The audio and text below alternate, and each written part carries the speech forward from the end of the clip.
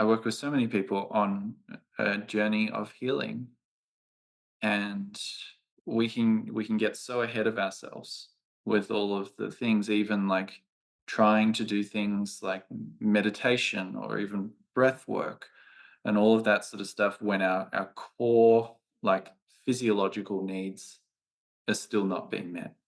Yes, Yeah. and that and what you mentioned, sometimes we want to get ahead of ourselves, and I think that's something that happened to me a lot. I was always looking at the 10 steps, and I was very, so ready to do the work, you know? And part of like, we had this conversation, like, a few months ago, I think, and it was sometimes it's that slowing down. Those people that are, like, ready and like, let's go," and they need to, like, step back and then do it slowly and do it mindfully and do it like moment by moment, like step by step. And that's very powerful. Because sometimes we feel like, oh my God, there's so much to go, you know?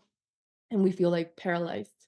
And and when you take it one moment at a time, one action at a time, it's like right now I'm here and just looking at the progress, like in retrospect, seeing like, ooh, so I've come so far instead of feeling like, oh, so much far. Like there's so much to do. Yeah. Yes, yeah, it can be sometimes overwhelming to think, am I ever going to get there? Wherever there is. Yeah.